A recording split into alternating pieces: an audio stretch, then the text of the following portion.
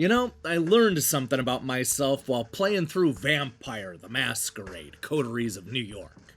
I used to think that the fun of being a creature of the night was having supernatural abilities and a penchant for sucking blood. But I was wrong. What this new adventure game showed me is that navigating the murky underworld of vampire politics is far more compelling than using a bunch of superpowers to beat up an army of undead monsters.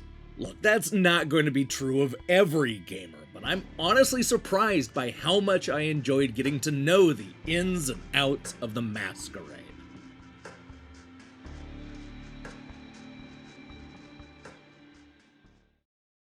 And I should confess right at the top that I'm a newcomer to the series. I know a lot of people who love Vampire the Masquerade Bloodlines, and I'm familiar with the tabletop role-playing game, but I just don't have any first-hand experience. Thankfully, this didn't prove to be a problem, because I was immediately sucked into the present-day drama of these undead monsters and their fight for control over New York City. Without giving too much away, the story revolves around a number of warring vampire clans, with the Camarillas in the middle. There are 3 characters and stories to play through, with each showing the struggles from a different point of view. We're able to choose between a rebellious punk, a calculating businesswoman, and an artistic type with a hedonistic side. All 3 of these characters start the game as a newly birthed vampire, allowing us to ease into the world of the Masquerade and uncover its many secrets. If you go into Coteries of New York expecting a third-person adventure like Bloodlines, then prepare to be disappointed. This is a lot closer to a visual novel than an action game, though there's enough here for people who don't normally get into that genre, like me. The emphasis here is on choosing the dialogue options and directing our fledgling vampire in different directions. Most of the game is told through written narrative and conversations, with you controlling more than you might expect. As we're introduced to new characters and become acquainted with the politics of the Masquerade, we'll unlock new stories and missions to take on. We only have time to pull at 2 story threads per night, so you'll need to prioritize who you want to talk to and what you want to do. This is one of those games where the story's kind of hard to talk about because the friends I made and the twists that I saw may be different for somebody else. The important part is that I never felt like I was a passenger to the story. It didn't always go the way I intended based on the options, but I had enough control over the action to keep me invested in the story. Now, a lot of that is made easier thanks to the incredible world building this game does.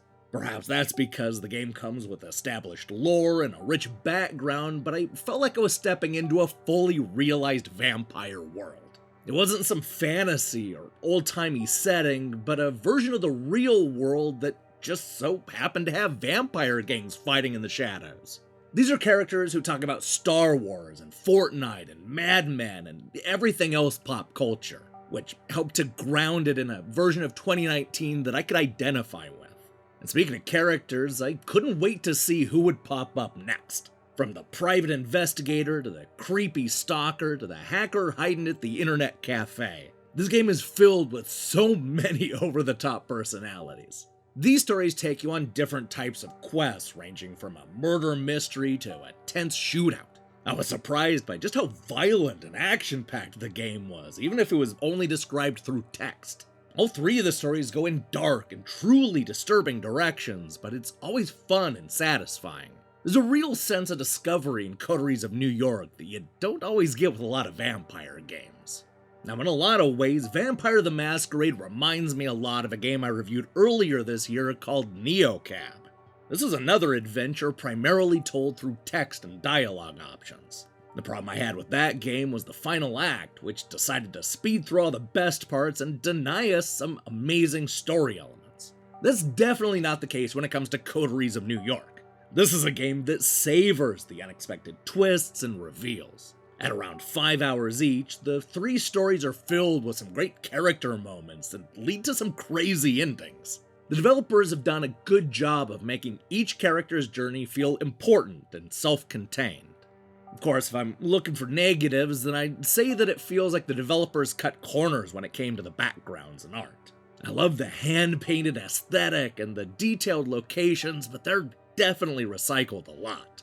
You'll see the same alleyway or city street represent different locations. which is a constant reminder of the shoestring budget. Some of the impact of the excitement is lessened due to us fixated on a drawing of an empty tavern during an action-packed moment. It would have been nice to see more artwork in general, especially when it comes to the characters. The writing will tell us that Sophie is wearing a special dress, but since they reuse the same picture for everything, the changes are never reflected in the visuals, and that's disappointing. I also wish that Coteries of New York had a little bit more going on. I enjoyed the dialogue options, and I usually felt like I was in control, but this is a game that feels like it's missing something. It needed puzzles or problem solving, something to break up the conversations. I kept waiting for them to introduce some sort of feeding mechanic, but it never showed up. While the option to drink blood pops up from time to time, it never comes across as something you need to pay attention to or even worry about. Vampire the Masquerade is one of those games where the story comes first and the gameplay comes a distant second, maybe even third.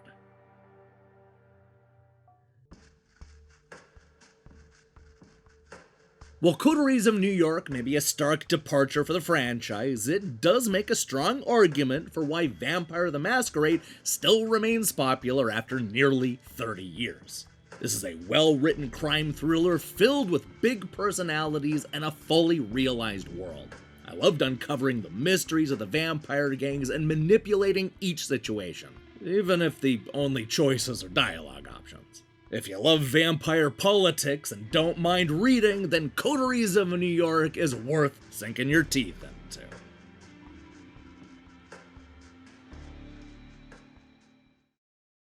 Hey, thanks for watching our review. If you liked what you saw here, then you should know that we post new reviews and features almost every day. Now here's the question I have for you. Who is your favorite video game vampire? From Castlevania to Metal Gear Solid to other Konami games I'm probably forgetting about. There are so many vampires to choose from. I can't wait to see who you pick in the comments below. In other news, we'll be back tomorrow with a look at Electronic Gaming Monthly's worst reviewed games of 2000. Yeah, we're gonna break records tomorrow, so I strongly recommend you click that subscribe button and support what we're doing here. Until then.